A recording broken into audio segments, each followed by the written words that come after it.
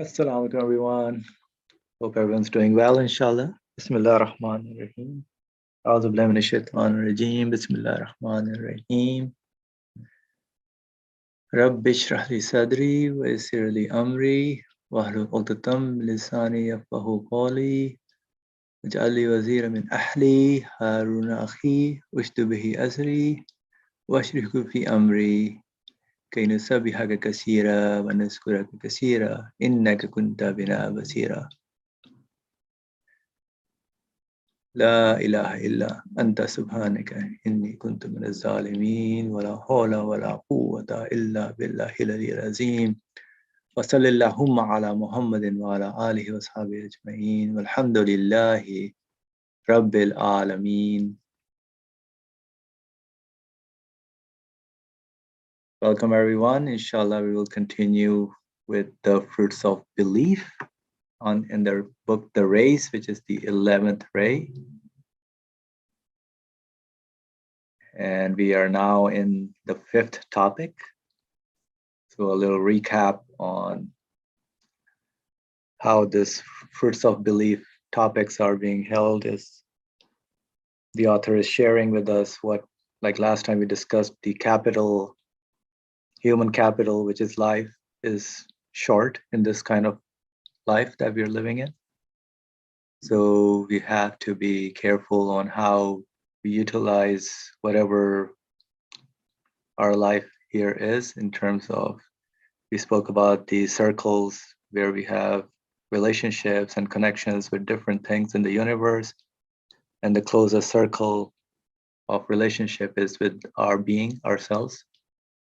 So human beings can work on their own being, basically, to get in line and work out whatever practice, the belief that they are benefiting from the guidance that is available to us. So we'll continue with this 5th topic, inshallah. So I'll start reading. As is described in a guide for youth, there is no doubt that youth will depart. There is no doubt that youth will depart. It will change into old age and death, as certainly as the summer gives its place to autumn and winter. Youth will change into old age and death, as certainly as the summer gives the place to autumn and winter, and the day changes into evening and night. All the revealed scriptures give the good news that if fleeting, transient youth is spent on good works, in chastity and within the bounds of good conduct, it will gain for the person immortal youth. Transient youth is spent on good works in chastity and within the bounds of good conduct. The youth will gain for the person immortal youth. If, on the other hand, youth is spent on vice, just as murder resulting from a minute's anger leads to millions of minutes of imprisonment. So quite apart from being called to account in the hereafter and the torments of the grave and the regrets arising from their passing and sins and the penalties suffered in this world, the unlawful pleasures of youth contain more pain than pleasure. The unlawful pleasures of youth contain more pain than pleasure. Every youth with sense will corroborate this from his own experience.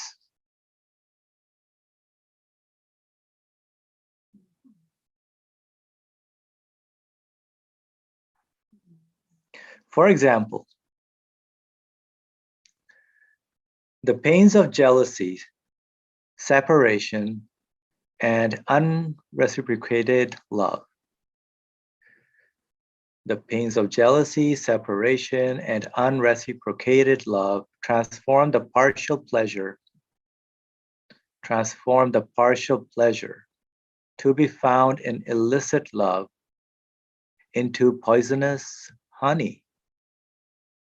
The pains of jealousy, envy, separation, and unreciprocated love transform the partial pleasure to be found in illicit love into poisonous honey.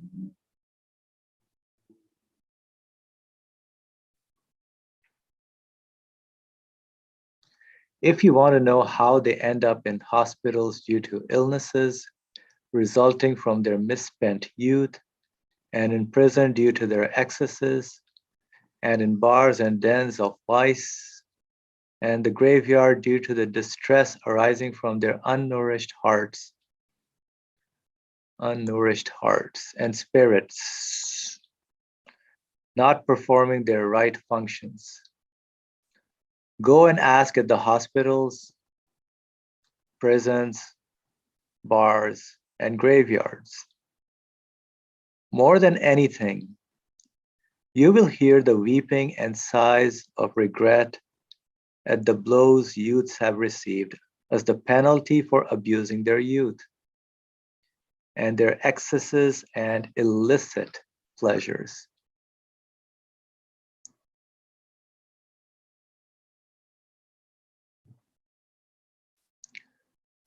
Foremost, the Quran, with numerous of its verses, and all the revealed scriptures and books, give the glad tidings that if spent within the bounds of moderation, youth is an agreeable divine bounty and sweet, powerful means to good works, which yields the result of shining, immortal youth in the hereafter. Foremost, the Quran, with numerous of its verses, and all the revealed scriptures and books, give the glad tidings that if spent within the bounds of moderation, youth is an agreeable, divine bounty and sweet, powerful means to good works, which yields the result of shining, immortal youth in the hereafter. Since the reality is this, and since the bounds of the licit are sufficient for enjoyment, since the reality is this, and since the bounds of the licit are sufficient for enjoyment, and since an hour of unlawful pleasure leads sometimes to a punishment of 1 or 10 years imprisonment, surely it is absolutely necessary to spend the sweet bounty of youth chastely on the straight path as thanks for the bounty.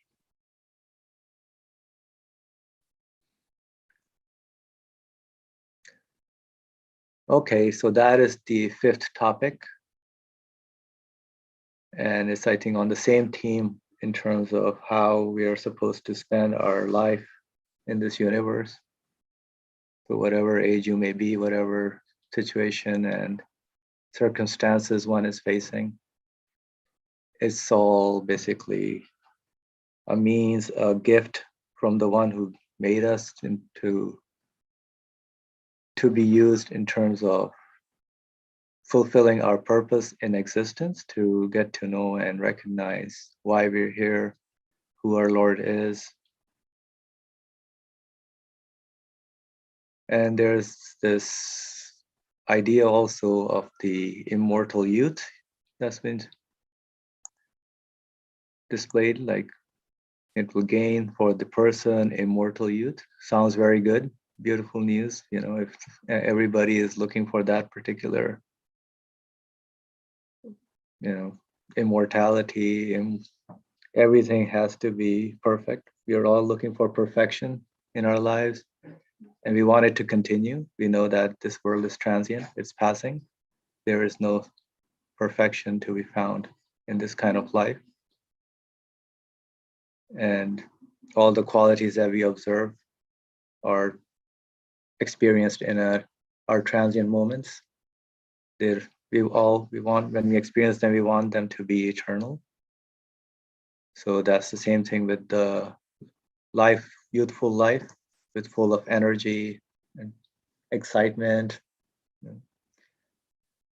That's one thing that we want to keep and maintain. And I think it's pretty straightforward in terms of how, this message that this author is sharing. So the example, the pains of jealousy, separation, because these feelings and emotions are very extreme, felt very heavily during the youth. I mean, they're felt throughout the lifetime, but especially particularly the lust and passion is very prominent. And of course, there's this notion of going into excesses. And that's why how people and youth are spending time in the civilizations, which is changing constantly.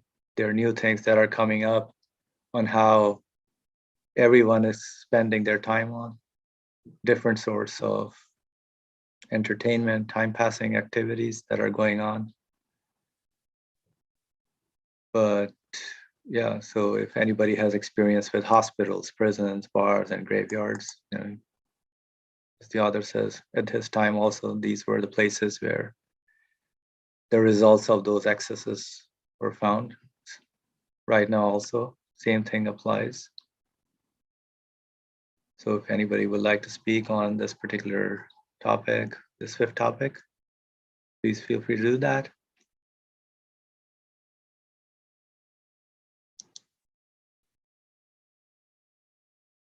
Anybody? Brother Ali, go ahead.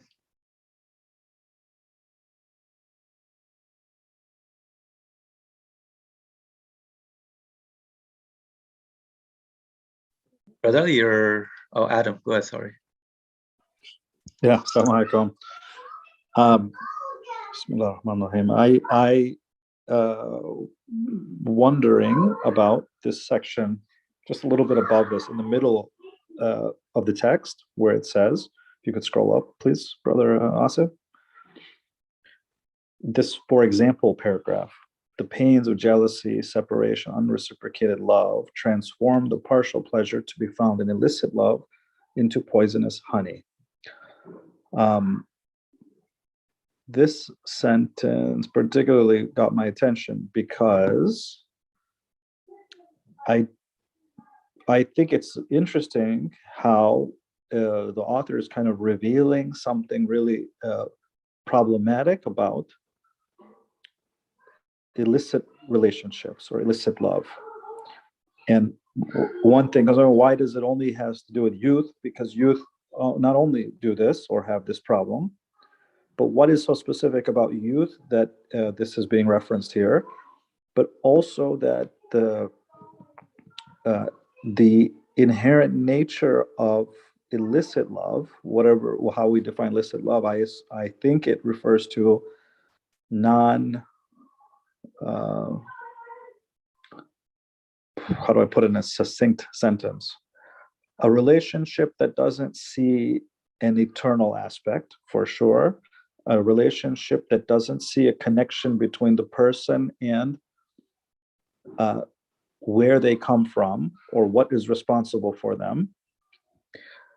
Something like this is what comes to my mind. So illicit relationship, and in the absence of these elements,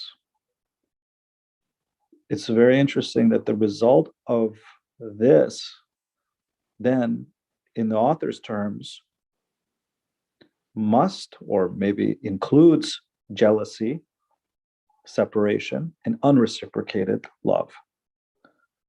So that part is very important, because young people, when you tell them, not young, old, doesn't matter, but you tell them, don't get involved in these kind of relationships. I myself am pretty it's pretty relevant for me, let's put it that way. I have some young people around me, so when I try to discuss relationships and things like this, then there is a sentiment or a feeling that says, why not get into relationships with the people, and without any, why do you need marriage, or why do you need this or that? So, and it's not just with the opposite gender, maybe only, but also any relationship where these elements are missing. So the result is a very brittle relationship based on and resulting in jealousy, separation, and unreciprocated love. If a person can understand this, then it's very good. But youth in particular, or not to blame them, but why is this happening as a directed toward the youth kind of thing? Maybe there's something there, but the other thing, like I said, these points, it makes me now understand how to interpret relationships amongst the people around me, not anybody who was around me, but also in our society, we see many people having relationships not bound or bonded on anything really strong. So the result is, according to what's being read here, jealousy, separation, unreciprocated love. That's really interesting, I guess, what I'm saying.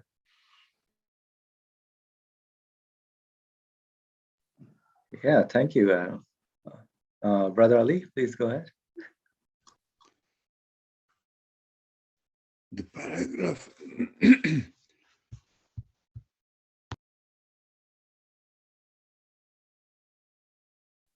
You muted yourself. the paragraph Adam referred to is an interesting paragraph. First of all, the pains of jealousy, separation, and unreciprocated love. As Adam mentioned, it doesn't have to be only for the opposite gender or for sexual desires, put it in clear terms. Anything, for example, you are eating an orange and you love orange, let's say, and pain of jealousy, what does it mean? For example, jealousy is the result of comparison. This person has and I don't. And orange, for example, orange's taste and beauty may attract me, but there are other fruits, there are other oranges, the other kinds of oranges, and this one doesn't have that one, or making comparisons. Jealousy is coming from comparisons, but these comparisons are made without referring to the creator of that object. If I don't refer it, it means this has it, and now it separated from me. I ate the orange, and it separated from me, and I love the orange, but when I eat it, as I love it, I don't see any response back from it. It disappears. It dies. It doesn't continue. It doesn't communicate with me continuously. This kind of interpretation is needed here to understand. This is what illicit activity. Of course, we understand that, as Adam was asking, why particularly youth is addressed here. Old people also may be doing the same thing. Correct. But this is a piece from the book, which is called A Guide for Youth. So it is particularly talking to youth here, but it is published for every age of people. That's one thing. And also, when we have illicit relationship, what does it mean? I mean, original language is haram. It's an Quranic word as well, haram. It means prohibited, made it sacred, secluded, preserved, haram. For example, Kaaba and it is around is called haram. Why? Because it is preserved, it is secluded, it's conserved, it is declared sanctuary, sanctified. That is what haram is. What does it mean then? It is preserved, everything in the universe is made it mahram, it means preserved, so that only the person who is legitimate to get into it, for example, only the believers can communicate with Kaaba. Even if an unbeliever may go there, they cannot communicate with the meaning of Kaaba. They see stones. I hope we don't see stones. So they don't see what it represents really. It represents, that is not our subject, but Tawhid. It means there is nothing in this world who deserves to have any divine quality. So it symbolizes this La ilaha, we call it. It symbolizes, the Kaaba symbolizes La ilaha because it has no significance at all. Not at all, even architecture, nothing. Nothing valuable on it. Only this, I don't know, the people, unnecessary thing, they put some silk cloth on it and make it valuable. But it's against the meaning of Kaaba. It must be looking ugly, not beautiful. Why? The word has no divine quality. In and of itself is ugly. I mean, not because it reflects the meaning to its creator. No. I mean, itself, for example, La ilaha, anything claims to be, to have or appears to have a divine quality is ugly. Look at it, it has nothing at all of the divine quality. Anyways, these are the things that we miss actually when we go Hajj or to Hajj or Umrah. So we sanctify the stone, maybe out of, this is haram. Everything is like haram. For example, the example of the orange is a haram. Why? Only the one who understands the purpose, the mission of existence of the orange can have an access to it. Otherwise, what happens? It is prohibited for me to get there. If I go there, if I don't deserve it, if I eat the orange, it becomes a poisonous honey. Beautiful allegory, or how do you say, simile. Beautiful, not the simile. Come on, maybe metaphor, let's say. Example, poisonous honey. You eat it, you get the pleasure. As soon as you get the pleasure, it leaves you alone. So it just turns its face to you. So you understand that honey is sweet, but if it is poisonous, it kills you. Like that, if somebody eats orange in an illicit way, it means enters haram with no legitimate reason. It means enters the haram of the orange with no legitimate reason. It means acknowledging it is creator. It is a news bearer. it just transfers or conveys the message to you about its creator. In order to get the message about its creator, you can enter the mahram of the orange. It is the same thing in marriage life also. You can enter the mahram of somebody else only in a legitimate way. Why? How? Not a sexual desire. It is a God's pleasure for you. Now we want to get married just because we are not satisfied sexually. That's why we get married, in order to satisfy our sexual desires. That's haram.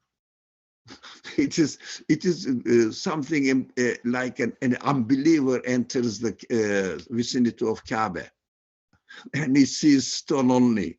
It means when we get married on this space, what we do, we get the body stone of the body of another gender. It is disgusting, actually. But as you eat it, it is like honey. As soon as you swallow it, it kills you. It means it makes you completely despaired. That's why this allegory of poisonous honey is beautiful. As the almost the last sentence of the second paragraph says, unlawful pleasures, second paragraph, unlawful pleasures of youth contain more pain than pleasure. That's what we have to understand. We see that these people who believe or who declare that they are atheists, they look like enjoying the life. Yep. Yeah, they are eating honey, correct. But what they eat, honey, contains poison in it. What? It makes them disappear. It makes them jealous. What the other one is having better than mine. Why I don't have it?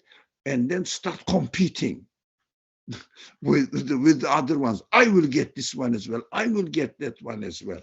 What is happening is in this world today, especially those people who lead the whole world, whole people in the world. Those people who are called nowadays scientists, but really philosophy of their own interpretation of what they are finding in the universe. This is, for example, how do they see that? That is my profession. If I published or if I question, for example, evolution theory, I would lose my job. So that they cannot really be honest within themselves, because they want to have a better life, because they are jealous of the people who live on a higher status economically. They want to be like that. They want to be famous as somebody, or somebody even more than the celebrities that everybody should mention their name. They are after fame, they are after money, they are after status. These are the results of all jealousies. But in order to be successful in their place, they eat honey, but the honey kills the man. That's why if someone is jealous, really, what he does, whatever he gets something from something he's not satisfied with it, and tries to compete, tries to vie with the people that these people see on the higher position to get this one, because they cannot really get the ultimate satisfaction. They know that there is no ultimate satisfaction in this world, but when they come back to themselves, they feel only pain that whatever I gain, it doesn't really last at all. It leaves me and I'm going to die as well. So they don't, they fall into despair immediately after eating this poisonous honey. It is very, very interesting. Another point is, how about talking about nourishing the hearts and spirit? This unnourished, the term is used in the middle of the third paragraph, unnourished heart. It means hearts need to be nourished. That is interesting concept. Inshallah, very interesting concept. How can we really nourish our hearts so that we don't feel the pain? We don't feel the pain. Of course, as let's say an unbeliever in Tawheed goes to Kaaba and looks at it, listen, it's simple building. Why do they worship this? That's why some people say Muslims worship Kaaba. Why do they worship? What is it? What is the significance of it? I mean, there is nothing, no beauty, nothing. But sees the people around him so crying, etc. They say these people must be these unbelievers. They must be crazy. What do they see in the stone so that they cry? This is so simple, I mean, realistic actually, how belief changes everything. Unbelief also makes everything meaningless, pointless, poisonous. Inshallah, we have to talk about this. The last thing that we have to talk, I really wonder to talk, the last paragraph, beginning of last paragraph. So inshallah, I would like to hear our, since the bounds of the licit are sufficient for enjoyment. We may not see it. Bounds of the licit are sufficient. I mean, as far as our material needs are concerned as well, the Sharia, God's will, the owner's will or owner's choice, how to, he allows us how to use his property. That is the licit, the bounds of licit, bounds of the licit. How to use, this is the choice of it is owner. So this bounds of licit doesn't say don't eat orange, doesn't say don't eat honey, doesn't say, for example, don't have anything in this world. Have it, but have it in recognition of me, simple language, in name of me, in the name of me. Have it in the name of me. That is more than sufficient. Only prohibited things are what? Bacon we shouldn't eat. Okay, I don't care. The markets are full of sheep and cow meats. Yeah, and don't drink alcohol. I don't care. There are hundreds of thousands of different fruit drink. I can drink them. No, don't gamble. Yeah, really, gambling is just as stupid. I mean, you are just giving your money. You know that at the end, you will be the loser always. Only the professional ones will make the money. They know how to play. So that is what casinos are making so much profit. Because when a casino is opened in a town or in a place, you see that the town, town hall reduces the taxes on the people. Why? Because they get a lot of tax from the casinos, because they make enormous amount of profit out of those people who gamble. You know that you are cheated. But just for amusement, they go there.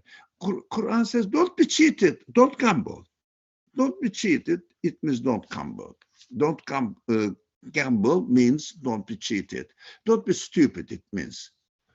So these are very limited things. Don't have illegal relationship with other people, but have a legal relationship. Don't be jealous, for example. So just whatever Allah gives you, work for it. Whatever He gives you, Alhamdulillah, say Alhamdulillah for this. Thank God, but I don't deserve anything. Yeah, just you created it for me. Alhamdulillah, you create the sun for me free, air free, water free, energy free, free energy. We do nothing in order to produce energy. Just water runs down, for example, or magnetic field. Magnetic field turns, electric power is there. What do you spend? Nothing. Just a little bit thing, but you get enormous. So for cultivations or farming, what we do, we just put one seed of corn, for example, we get 1,000 corn. It's licit. Isn't it enough? More than enough. I think we should talk about this kind of matters so that the subject will be clear in my mind at least, inshallah. Thank you very much. MashaAllah, thank you very much. Very powerful, alhamdulillah. Definitions of licit and illicit. That's why when I heard about your Hajj, how difficult it is, we have to prepare ourselves here with everything that we're interacting with and see that what is to make things licit. That's how our humans nourishing of our hearts and spirits in performing the right functions is so important. Alhamdulillah, thank you for that. Anybody else who would like to say anything or something caught your attention? Adam, go ahead. Okay, thank you. Assalamu alaikum. The last point Brother Ali made, I wasn't clear as I should say I am how much multiplied the things are in the licit. Excuse me, I didn't hear the beginning, Adam. You broke. Excuse me. Okay, can you hear me now? Oh, very well. Okay. What I'm saying is I think your last point was interesting, but not closing the point for me. So the sentence, which is, since the bounds of the licit are sufficient for enjoyment, what I understood from what you said, in the licit is actually more than enough, multiplied in enough. Like you said, 1 ear of corn brings hundreds, thousands of ears of corn. So within the licit, the problem isn't the quantity issue, although quantity is there maybe, even within a licit, but the problem is the quality issue in understanding the licit. In other words, no satisfaction is happening in the hearts and the minds of the people from what's licit, so they look to what's illicit, because the problem is view of the things is wrong to begin with. So the bounds of the licit are sufficient for enjoyment. There is too much in the licit, maybe there. In other words, it's not a small number, and also not just small number, not quantifiable number. It is maybe one could say eternal. There's no limit to how much you can experience there when one understands what he is looking at, or what he's experiencing, or the meaning in the things. Is this what you were trying to say?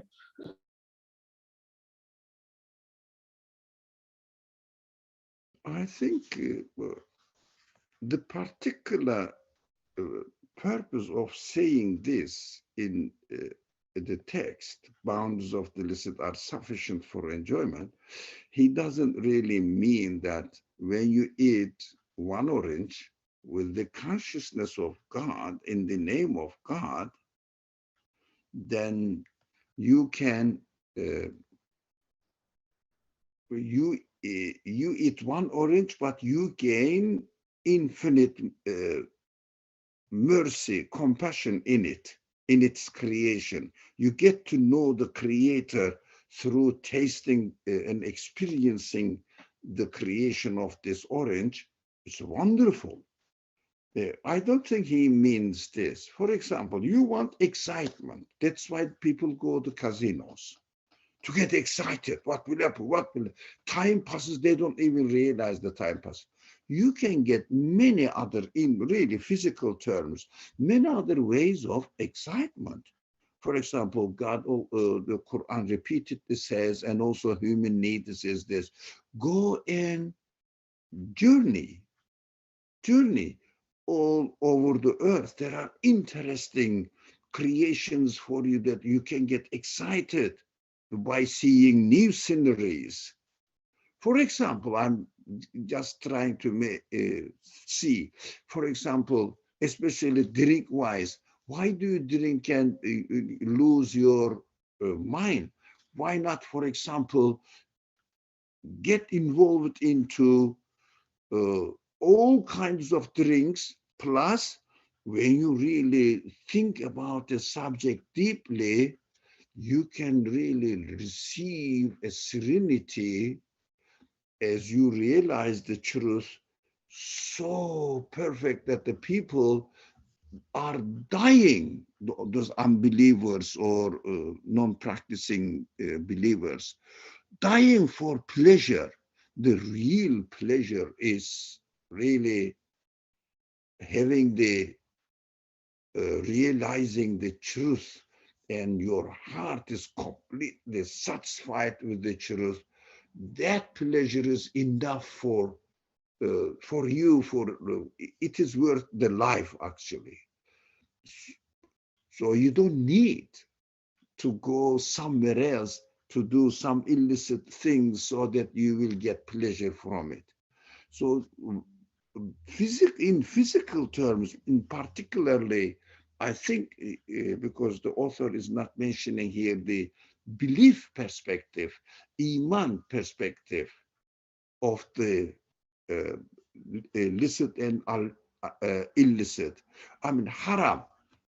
Alcohol is haram. The other drinks are halal and permitted. In this sense, other drinks are more than enough. Why do you go and make yourself in order to enjoy yourself? Why don't you enjoy yourself with beautiful colors and smells, tastes of other fruits? Why don't you take the pleasure of it in the licit way?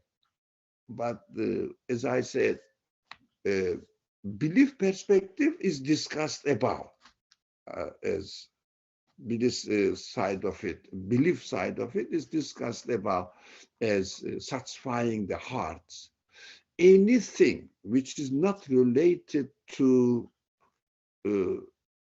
its creator never ever satisfies the heart.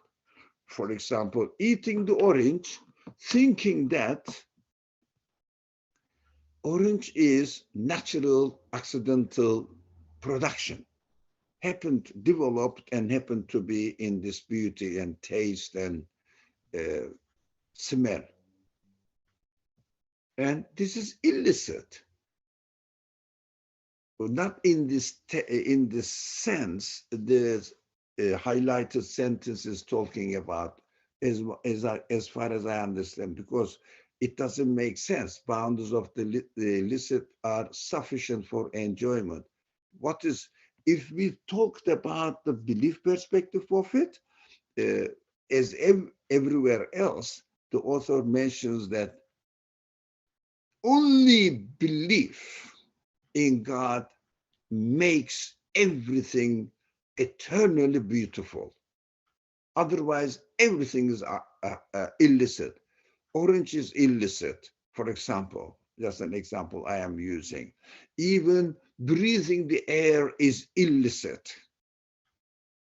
So I think it is talked here about the fiqh matters, or within the boundaries of fiqh principles or rules. Licit are more than sufficient for us. That's what I understood. Maybe wrong, but just you think as well about it and tell me or share your ideas with me so I can really learn, inshallah, from you.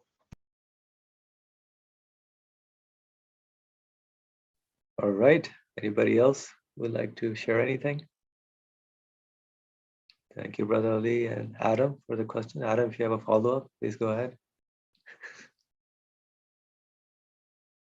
Suhail, go ahead.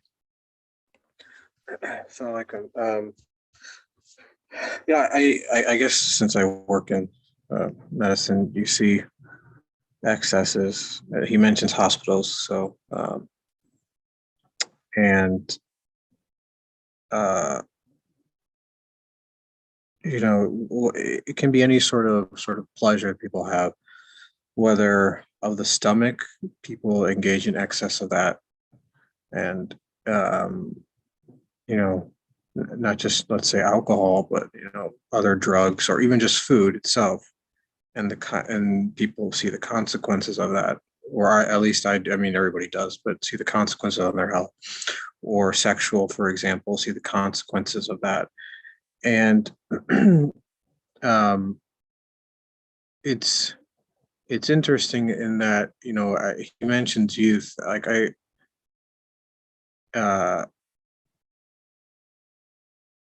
is true that in that, like, the people who are younger that I see, generally speaking, it's, I think, more difficult for them to see maybe the consequences of their actions.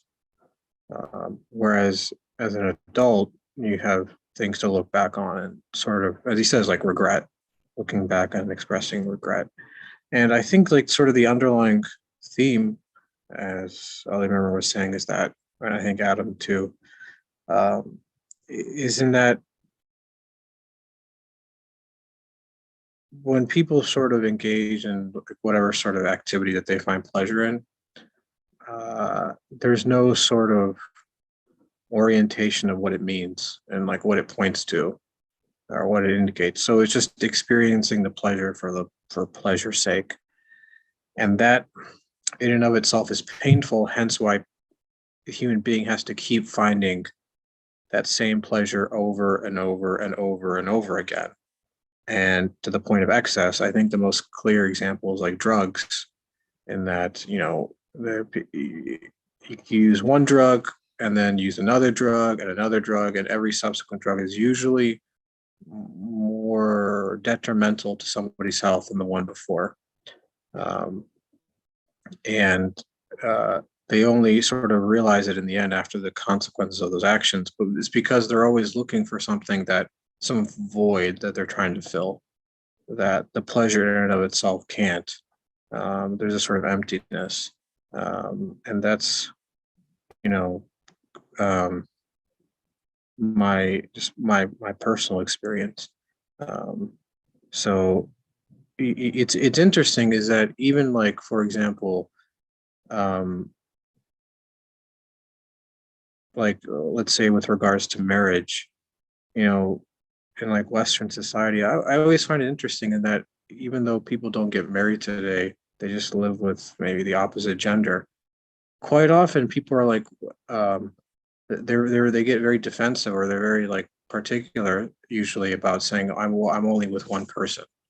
I mean, in effect, like there's some sort of like fitra aspect to the fact that they, even though it's sort of, you know, outside of marriage, but there's some sort of like human element in that they themselves know that going from seeking pleasure from one place to another is not satisfactory to the human being. Now, their reason is they may not understand the reason, like where does that feeling come from? Like, why do I even have this feeling? Why do I even think this way?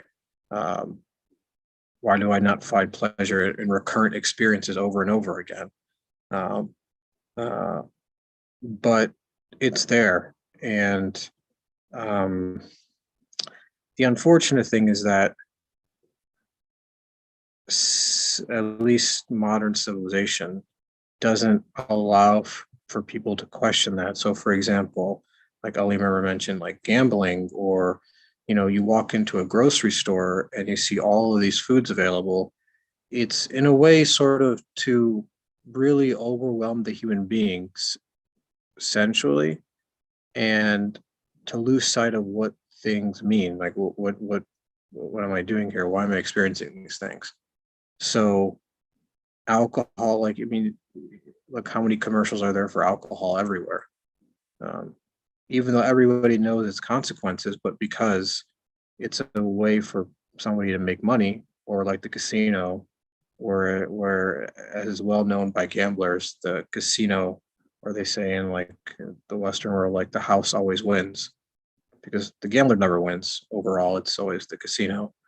Um, it sort of plays on people's sort of pleasure seeking, but it's never satisfactory.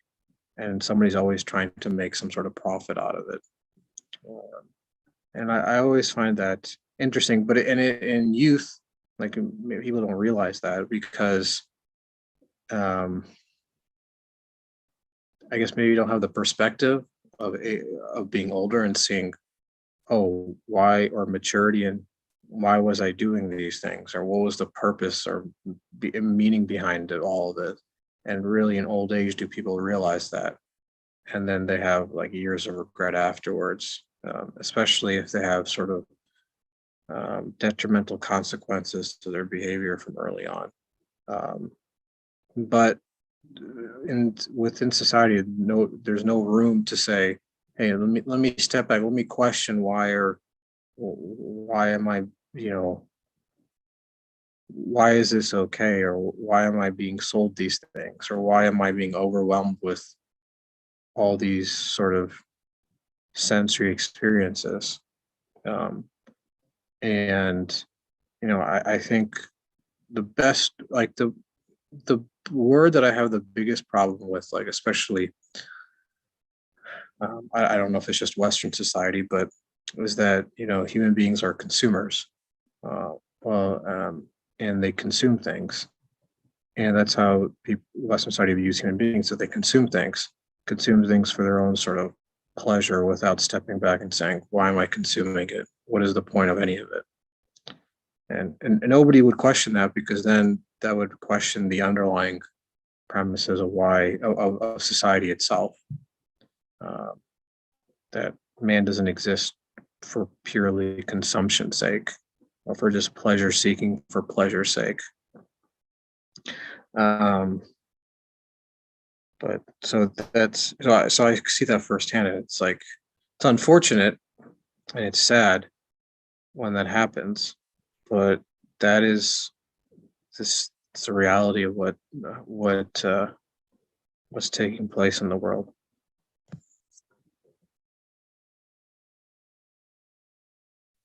Yep, thank you, Sohail.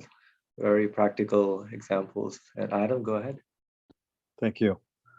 Thank you. Well, Sohail, it was good points. I like them. This sentence, I want to go back to what you said about the woman having a kind of fitri feeling, or women, men, irrespective, have these fitri feelings of not wanting to be with multiple partners, etc. The text, though, does at the same time refer to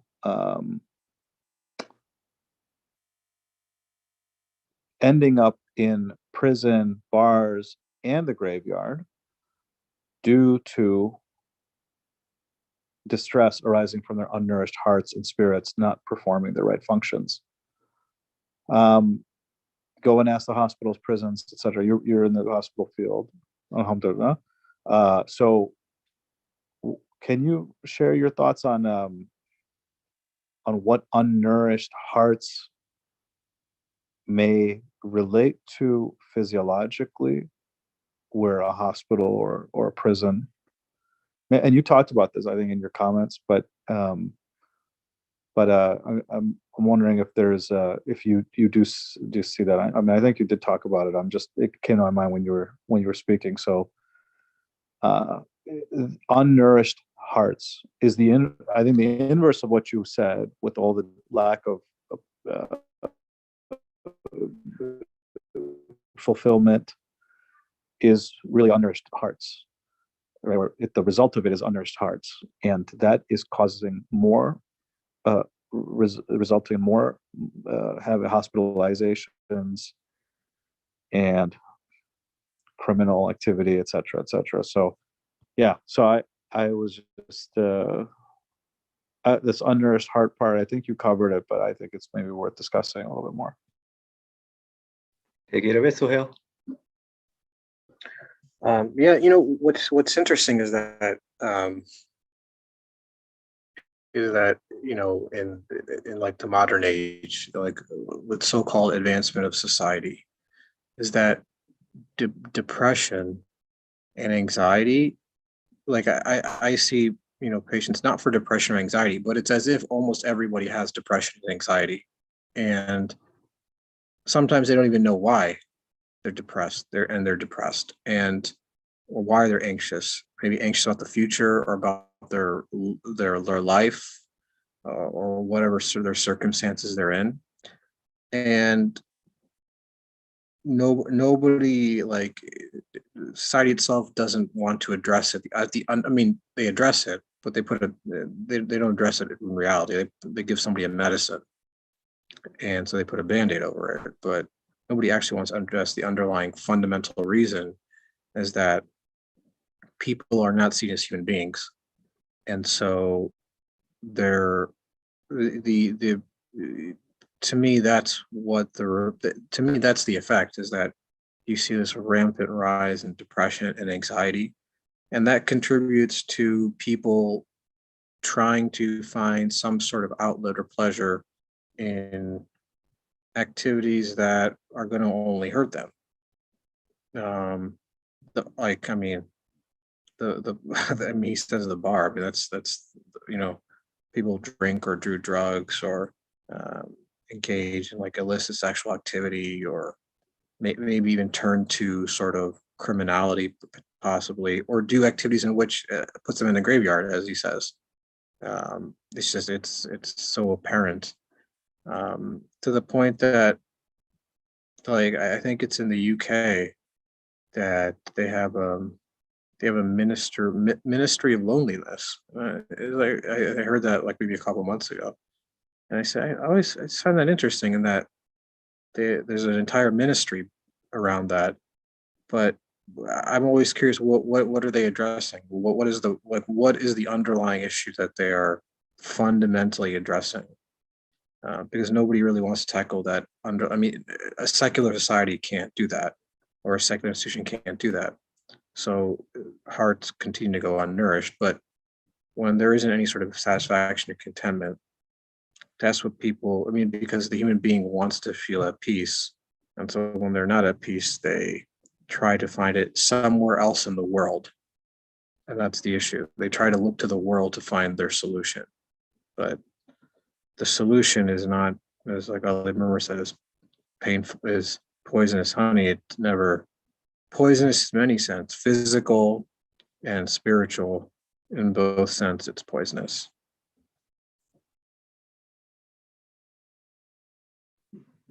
Thank you, Sohail, for elaborating. So last few minutes, Farha, if you can wrap it up, thank you. Sorry about raising my hand a little bit late, but I hope we can just take a couple minutes. But I'll take it in a little bit different direction if possible, which is that I experience, I have part of my work is with undergraduates and Muslim, non-Muslim, etc. And one thing that does come to mind is that I'm always curious to see certain students or younger individuals who, regardless of their upbringing, whether religious, non-religious, just kind of have a very content attitude towards sort of the, you know, the whatever the illicit pleasures that they might encounter. And which goes on to say that, you know, certain people have a higher propensity for seeking such pleasures than others, and not everybody naturally experiences the same urges. So that's one sort of assessment of things. The other thing that I was sort of thinking about is, you know, why does, you know, anyone go towards seeking out particular pleasures, which for particular reasons seem to be most accessible and easier when they are, you know, consumed materially and physically, and they feel, you know, a certain way, whether it's consuming it by mouth or smoking or many other things. And in the context of like a believing community, I have to think that because of the way that I guess belief is engaged, whether it is purely, you know, imitative, or it is purely sort of, let's say, in terms of it's dry in many senses, that it's something that you learn and something that you practice. But rather, I think the point made before is that it's not necessarily engaged in whether someone takes a trip for, you know, to discover or engage with their belief. I think there are other elements of belief that activities in our traditional societies, whether it's art or some form of music, engage. And I think those elements are important in introducing or giving a reference for what licit pleasure can look like. And without those references, it's quite understandable why, I guess, youth will sort of be curious or be attracted to, you know, just testing out the boundaries of pleasure. So, I mean, I see what this is addressed to the youth and in a certain manner, but at the same time, there's really nothing in the way that belief is introduced that creates a reference or a framework that displays the possibility of finding the, you know, enjoyment within belief matters to begin with. So just to think about just pure self-control to avoid these things is a little bit tenuous of a relationship. But this may or may not be to do with anything anyone said, but I was just wanted to share those thoughts. Yep, thank you. A lot of dynamics I know are played with everybody's in youth and every age group. So, but I think the most highlighting part for me today was about the haram part of how what makes something licit. That's a practical thing we can all live by. To conclude this discussion for today, inshallah, that seeing that the temporary pleasure, it becomes poisonous honey, versus if you understand the meaningful side of the thing and relate it to the owner of that particular thing that you're interacting with, then it becomes licit, and it's a good thing, I think. Thank you for all the comments. I appreciate that. Inshallah, we'll continue next time. Bismillah ar-Rahman ar-Rahim. Subhanaka la ilma lana illa ma 'allamtana innaka antal alimul hakim. Wa akhiru da'wana alhamdulillahi rabbil alamin. Al-Fatiha.